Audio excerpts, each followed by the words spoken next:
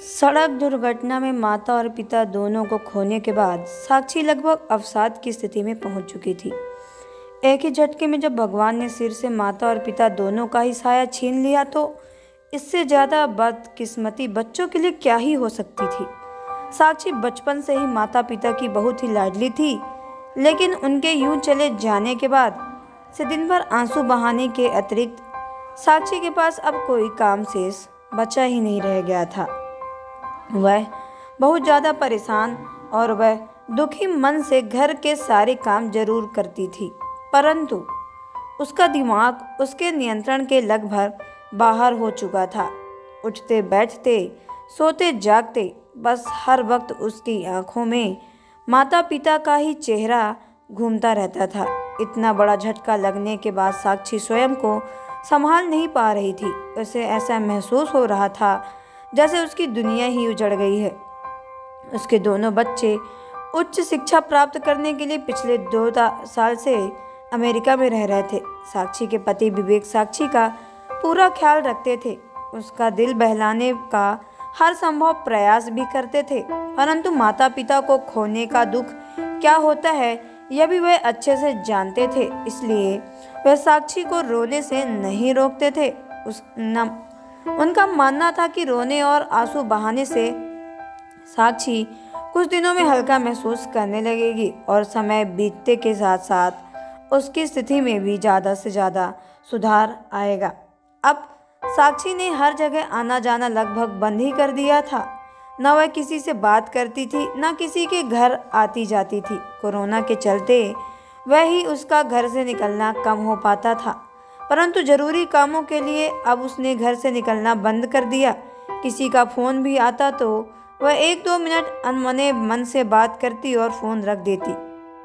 साक्षी की यह हालत उसके मायके वालों से छुपी नहीं थी। माता पिता जाने के बाद मायके में उसका इकलौता भाई और भाभी तथा उसका परिवार था। माता पिता को खोने का गम साक्षी के भाई सरस को भी उतना ही था जितना कि साक्षी को, परंतु बहन को हिम्मत और हौसला देने में वह कभी पीछे नहीं हटा। राखी का पर्व लगभग आने वाला था। साक्षी ने रक्षाबंधन के दिन मायके जाने से इनकार कर दिया, क्योंकि माता पिता को इस बार घर पर ना पाकर वह स्वयं को अधिक कष्ट नहीं देना चाहती थी और भाई भाभी के त्योहार के रंग में भंग नहीं डालना चाहती थी। इसलिए उसने वहां ना जाने का फैसला किया और अपने भाई को फोन कर बोल कर दिया कि भैया मैं राखी भिजवा दी हूँ, इस बार मैं नहीं आ पाऊंगी। बहन की बात सुनकर सरस ने जिद की और कहा कि अगर तुझे ना आने में कम तकलीफ होती है तो मैं नहीं चाहूँगा कि तू आए। ये कहकर उसने फ़ोन रख दिया। रक्षाबंधन का दिन आया। त्यौहार संबंधी सभी औपचारिकताएं पूरी की, परंतु साक्षी का मन किसी भी चीज़ में लग नहीं रहा था। त्यौहार के दिन भी वह बुझी बुझी सी थी और अकेलापन उसे अंदर ही अंदर खाए जा रहा था। तभी दरवाजे पर घंटी बजी। जैसे ही विवेक ने दरवाज़ा खोला, सामने साक्षी के भाई और भाभी खड़े थे।